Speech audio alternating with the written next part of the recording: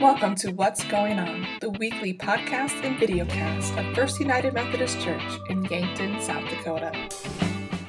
Hi everybody, and welcome to this week's episode of What's Going On, the video and audio podcast of First United Methodist Church here in Yankton, South Dakota. I'm Pastor Katie Rickey, and today I am joined by Diane Kisch. She is here representing the UMW, or the United Methodist Women, as they have a big thing coming up, and we wanted to highlight that this week. And so Diane, thanks for joining me today. Thanks for having me. So Diane, just a fun story, as far as anybody in the Yankton church, I think I've known Diane the longest. Probably. Yeah, we met years and years ago. 2003 or 2004, probably? Probably. I started working at Lake Ponce Camp the summer of 2003, so I probably would have at least known of you starting way back then. And that was my first year of counseling. Yeah. At LTC, so. And I was 18 in 2003, so don't hold against me whatever you knew I was a little older than 18. just a little. So I just think it's kind of fun. Whenever I go into new churches, or, you know, since I worked at camp, I always seem to know at least one person in each church that I've been a part of or that I walk into through camp, because that's one of our conference ministries, and it's where I felt my call into ministry, and it's been a big part of my life, and I know it's been a big part of yours as well. It's that connectionalism part of United Methodists. Yeah. I mean, people from across the state and the conference, and yep. Yeah, it makes it a lot easier to walk into churches when you see a familiar face, and I think camp can really do that. When I was in college, I started attending Methodist churches in Sioux Falls, and the one I ended up attending the most was because I knew the most people from camp. And so I just wanted to put that little plug out there that camp is awesome, and part of the reason that the UMW are doing their fundraising is because they help support kids going to camp. And so we're going to talk a little bit more about that, but I think it all just kind of ties together. So correct me if I'm new, so I have not experienced this in the past, but in the past the UMW typically have hosted a soup kitchen. Yes, we have an annual soup kitchen that is held the third Wednesday of October, so October 21st would have been our day, so we would have been in the mix of gearing up and getting people to donate soup and pies and make items and donate items for the country store and getting all that organized. And here we are, not being able to have our annual soup kitchen. So we came up with another idea for a fundraiser. We're having a soupless soup kitchen. Well, I mean, I think it's great to, you know, I love it whenever people can come up with creative ideas for how do we take what is so beloved and make it something that we can do during this time and not forget how we've come together and have kind of a nod to that. So I love the idea of a soupless soup kitchen. And so share a little bit more about what that entails. So what we are asking people to do is, because we can't meet in person and fellowship together during the day, warming up soup and serving it to people in the community and fellowshipping that way, we as a United Methodist group still want to be able to fund the things that we have through the profits that we make from the soup kitchen. Some of those things, like Katie said, is we help with camperships. The United Methodist Women pays 20% of the early bird cost for youth to attend their one camp in the summer. If youth want to attend more than one camp, then the whole cost is on their families, but we do cover 20%, and the church, through the education committee, covers 30%. So youth get 50% of their camp paid. So we strongly encourage youth, like Katie and I have both had camp experiences. I go way back going to camp when I was a youth at the United Methodist Church in Tyndall, so camp is in my blood. It's a wonderful way to meet friends across the conference, and I today still am in contact with people that I went to church camp with when I was in high school. So pretty neat friendships you make. So anyway, that is one of the things that our funds help support. We also do a pledge to the conference on the district UMW level. Every year we pledge so much money, and the women give donations of pledges, but it's usually not enough to cover what we pledge to the conference. And so our profits from the soup kitchen help to cover the rest of that pledge. And what does that pledge tend to go to?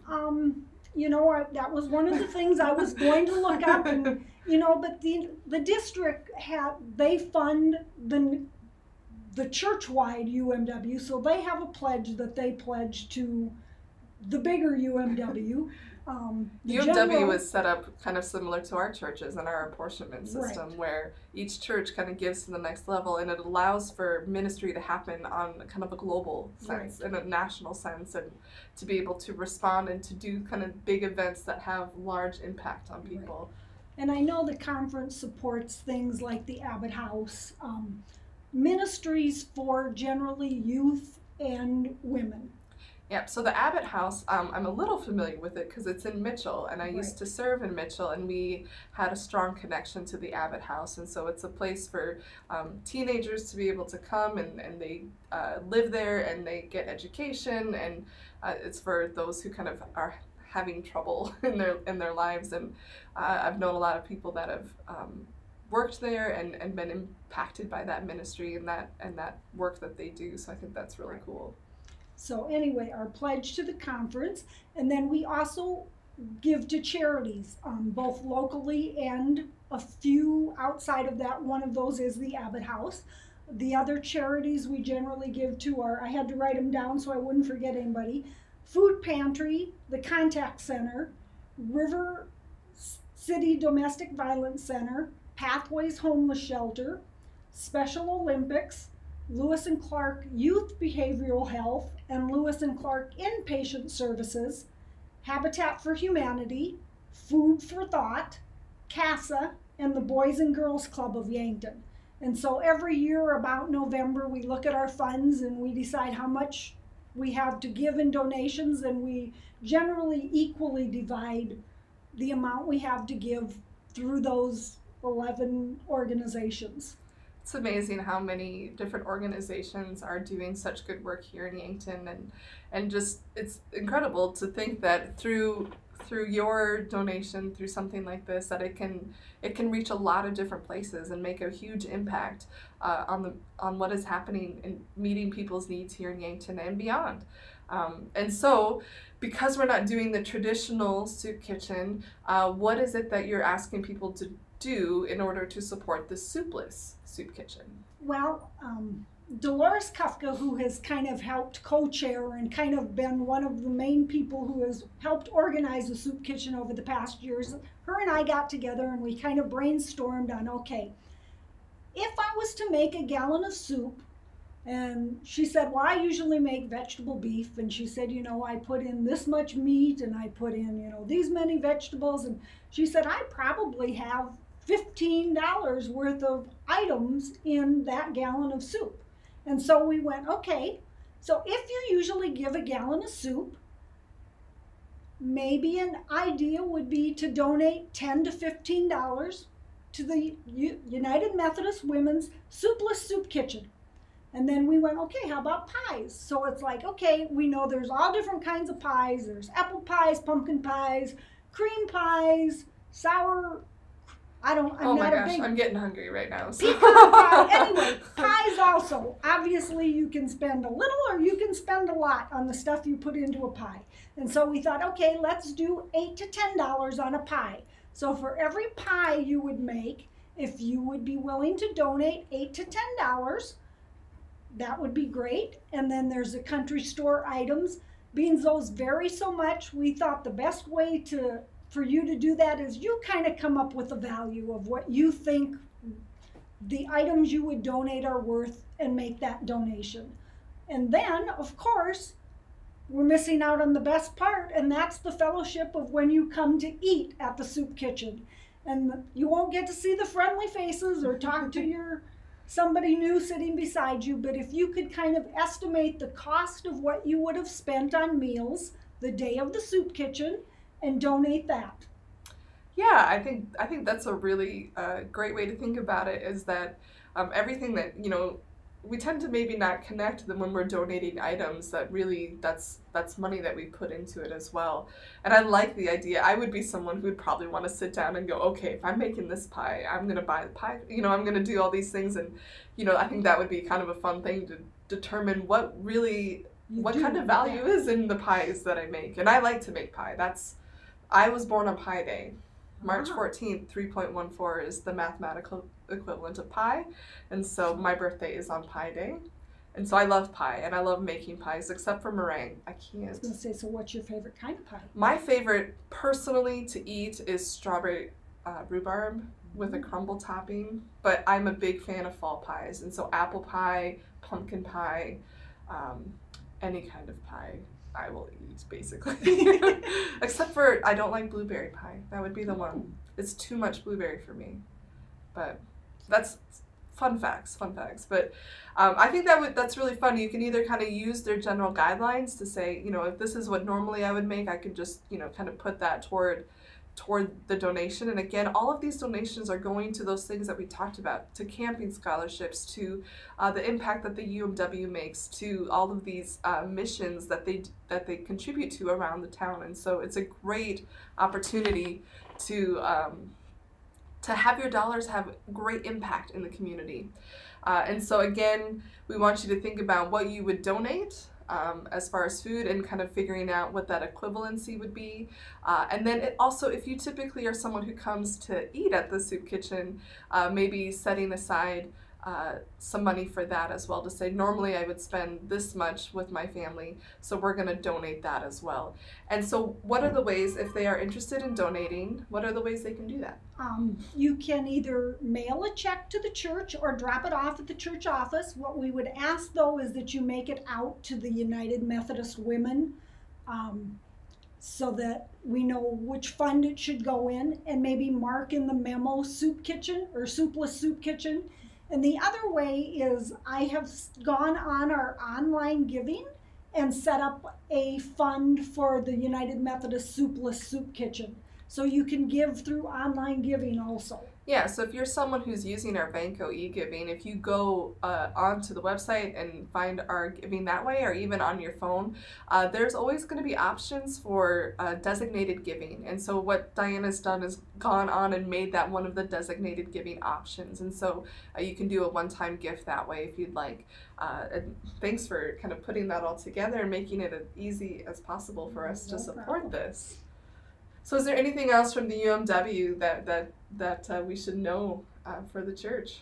Just that, it's a group who love to fellowship and get together, and we're definitely missing that, being able to fellowship together. So yeah, they're doing their best to keep people safe, especially in the UMW. We have a lot of kind of extra vulnerable people, and so I am grateful that they are taking that into consideration. And again, we're always just trying to find ways to continue to do and support the ministry that we have here. It's just not always going to look the same, but I love what the UMW has come up with, and hopefully by next year we'll be able to dive back into that soup kitchen. I know that I am ready to eat some pie, so that's not if you want to bring pie to the church, it's not going to benefit the ministries, but it'd benefit me, so we're going to take it. You better be careful. You may end up with more pie than you can eat. More than I should eat. Well, there you go. Could eat is a different story. But, oh, well, that's great. So just a little bit then, and we're going to switch gears into kind of the other things that are happening in the life of the church for this week.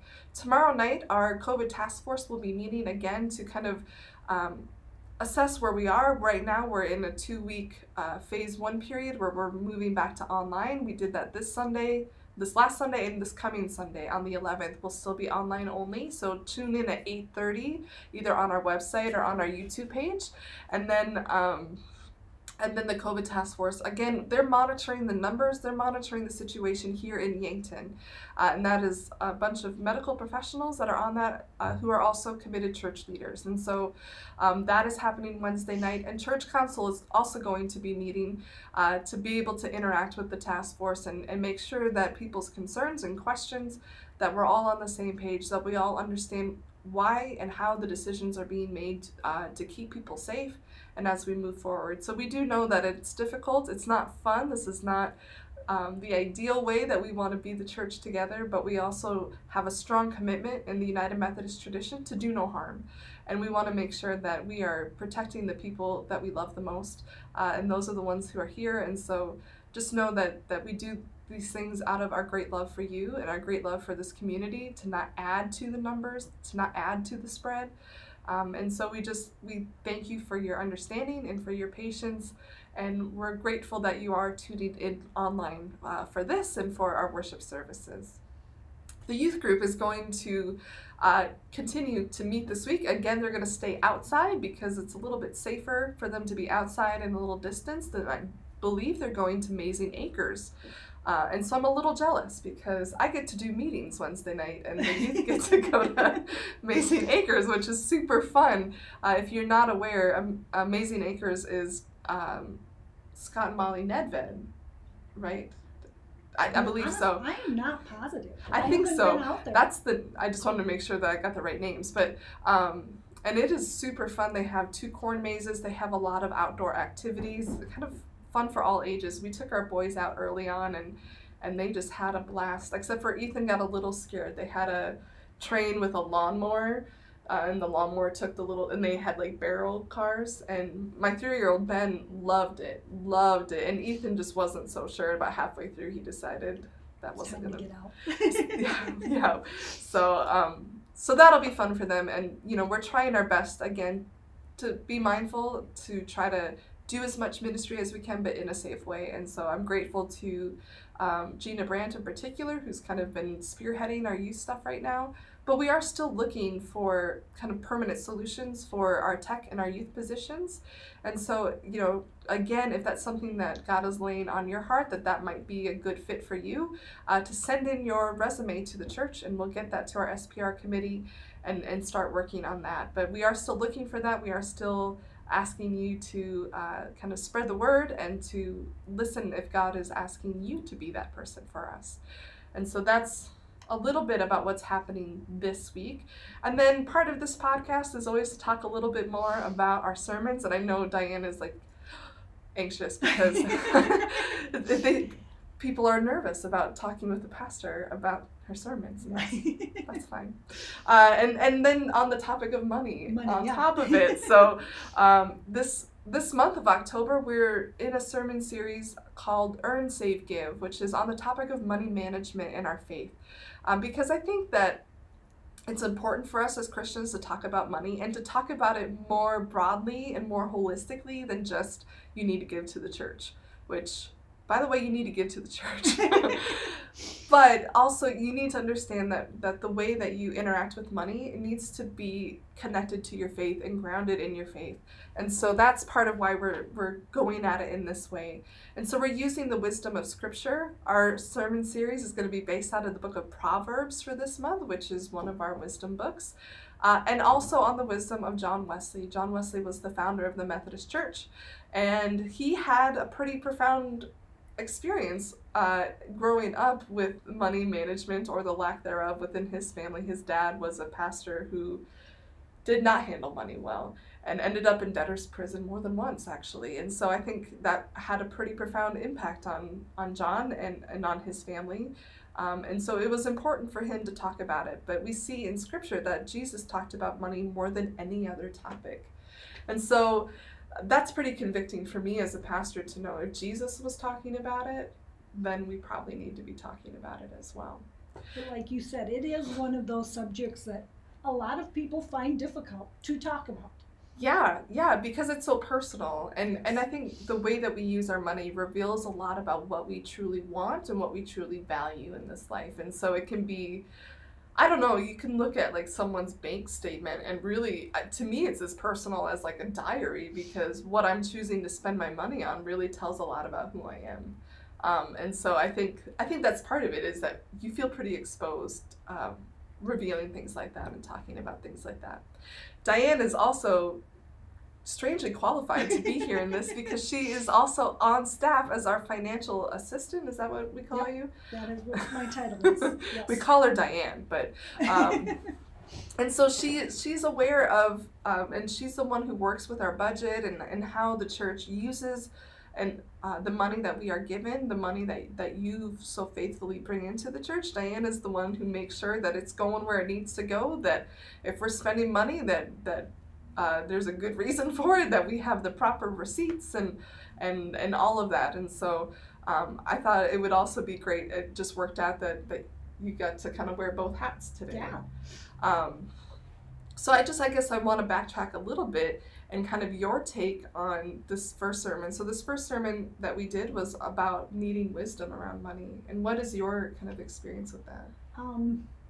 I think I agree, we definitely need wisdom around it, but I think a lot of times people don't even think about that.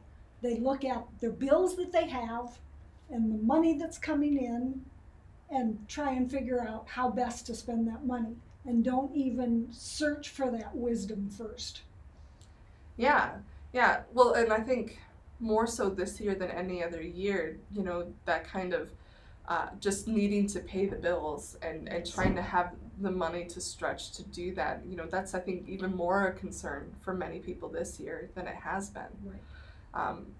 But yeah, I think that's definitely part of it. And you sort of feel like those bills control you and control, like, I wish I could do these things, but now I've got all these bills, and so I'm not free to do with my money what I would like to do. Right.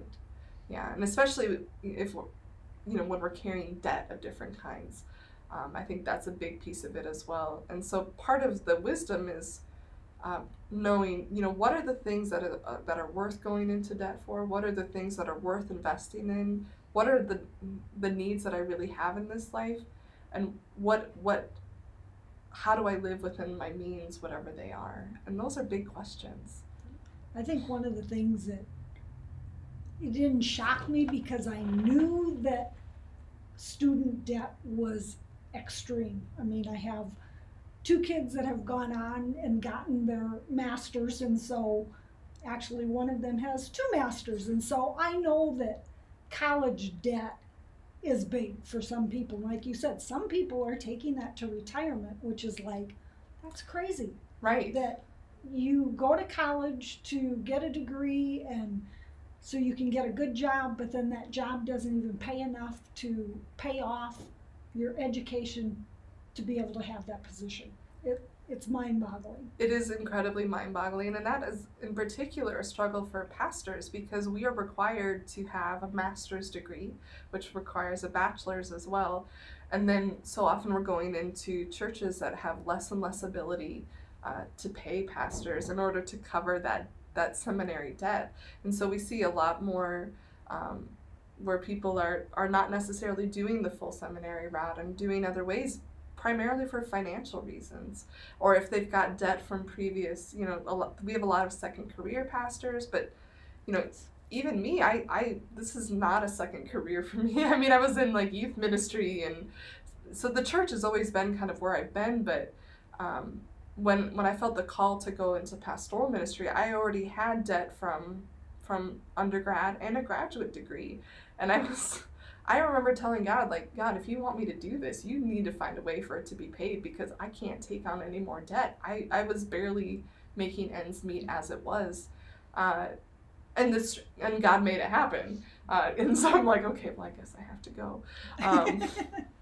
But it's a very real concern, it's a reality for so many people. And what's interesting is I did this series a couple years ago, and in 2 years, the federal student debt went from like 1.48 trillion to 1.56 trillion in 2 years. And so it's not something that's going away. And I think the stress around money in particular is just going to be kind of a big cloud for a lot of people. And then especially that trickles into the church, because if people are strapped because of the amount of debt that they carry, they're trying to have a place to live, they're trying to, you know, you just add on all of these things, and if they have family and kids are expensive, and pretty soon that can leave the church kind of in a pretty precarious position where we're trying to do ministry and to love people, but our people are not in a position to be able to support the ministry that we're doing. And so that can be pretty tough. And we understand that. But at the same time, our giving is part of our faith. And so I think that's why we need to talk about it, and to understand that it's not necessarily about the amount that we give. It's about giving, trusting in God's faithfulness, and having giving to God be an important part of the puzzle as you figure out your finances. And so often I think it's kind of, we tend to give whatever is left over, if there's anything left over. I think more often than not, that's especially kind of as we're growing in our faith, that tends to be the pattern. I know that's how I used to do it. Now it's like when payday comes, it's like, okay, the church is the first bill to be paid, and it's like, then you figure out from there what's left to pay the rest. And generally God has been good, and there's always money to pay those other bills. And I know back when I wasn't doing that, there were times where it was the other way around. It's like, okay, I still don't have enough to give to the church or pay the bills. So yeah, and it seems so counterintuitive that it would work that way, but just over and over again, that's what I hear, is that when you're faithful to God first, that provision is there. You know, for my husband and I, when we used to give by check, I have too many things going on Sunday mornings, and he would be like, "Did you write the check?" And I'm like, "No, because I was dealing with this worship thing and that thing, and 20 people talked to me before the service, so no, I didn't get that done." So for us, we use the Vanco e-giving, and moving to that, and just knowing, and we have it come out weekly because that's the rhythm that we would normally like to give, and it just is it's a part of our rhythm, and it's a part of our budget, and we know that that's always coming out. So that's been great for us, because then it's the same as anything else, and that's a non-negotiable. But then around this time of year, we start to have those conversations of, okay, looking to the next year, can we increase? What can that look like? Is this the right timing, and things like that. And so that's something to always, with the e-giving, it's kind of, there's peace of mind that it's always going to be there, and the church can count on it, but to remember that you have to kind of keep reevaluating what you're giving. So that's why we like to talk about it before 2021, so you can have those conversations. And so part of what we do in October, or toward the end of the year, is we do pledging. And so I wanted Diane to talk a little bit about what pledging does for the church in particular. So part of the conversation is around your own giving and your relationship with God, and what God is asking you to be faithful with.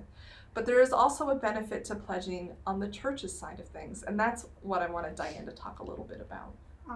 Well, it's kind of ironic, because last night and during the day, I spent most of the day entering figures from our committees for their 2021 budget recommendations. And so trying to come up with an idea of where the expenses of the church will be. And what your pledge helps with is for us to have a little bit of, I'm trying to think of the right word. It gives us a sense of if what we're projecting is realistic. Yes. If we estimate that this is what we're going to get from the people who have pledged money and committed to giving to the church, if they've decided they're going to give X amount of dollars, then can we support this budget that the committees want to spend? And those include staff wages, they include the electricity and the gas and the internet at the church, they include, we pay people to come mow the lawn, we irrigate our lawns in the summer, we pay for subs that come in to move the snow in the wintertime. Yeah, and also, again, the staff, that ministry piece. And so, we have Tiffany, who does our children's ministry. And so, all of that benefit that you get, and that comes from the support that you give to the church. And so all of those are pieces of it. And part of it is then, we look at the pledging as it's pretty much, we can count on this money being here, which again, also goes to if you pledged a certain amount and life happens and you're like, I'm not going to be able to give what I pledged, it would be really helpful for you to let us know, and so we can kind of adjust and say, okay, this is not what's going to be coming in. If you can give more, just give more. That'd be great. But part of it is we do, if you have pledged, we are counting on that, because we build a budget based on that, and then we operate based on our budget. And so this year we all kind of scaled back a little bit, understanding that this is a different year, and 2021 is kind of a difficult year to anticipate what that's going to look like as well. But that's why your pledging is so important. And so you're going to be getting pledge notes in the mail, and also we're going to have a link on our website. You can do your pledging there.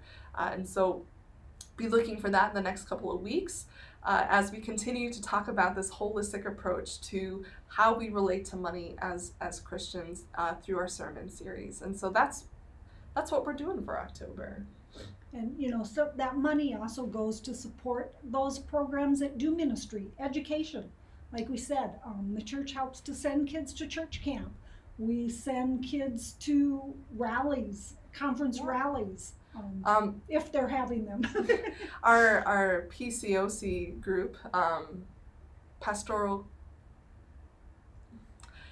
Care and Outreach Committee. Yes, that's it. I'm still learning these things. Part of their budget is mission stuff. And so again, when you give to the budget, you are also giving to mission. Very similar to like when you give to UMW, that not only benefits the UMW here, but what they are doing. And that's the same for the church, that when you give to the general budget, not only are you supporting the things that are happening here, but you are also supporting mission out into the world. And so again, and I would love to be able to talk with you if you have questions about the budget, about how the church uses money, how we try to stay as accountable as we can to what you are giving. I would be happy to have those conversations. But I would also encourage you to consider pledging, especially if you've never pledged before. I'd love to be able to support you as you do that. So yeah, I'm so grateful that you came today and joined me in what's going on. I hope it wasn't too scary for you. It wasn't too bad. I may even do it some other time. Hey, look at that. Well, I'm going to have my first repeat person. No, but well, I guess Corey did, but we paid him, so we had to. Well, I am so grateful, and I just ask that, again, just be prayerful in your considerations this month as we start to look toward the future and what First United Methodist Church is doing, because God is moving, God is doing good things here, and God is not done with us. And so let us be faithful to a God who is so faithful to us. So thanks again for coming and for joining us on this episode of What's Going On. God bless. Thank you for joining us on this episode of What's Going On. We'd love to have you join us for worship on Sundays at 8:30 or 11, either in person in our sanctuary with our safety protocols in place, or online on our website at www.firstumcyankton.com.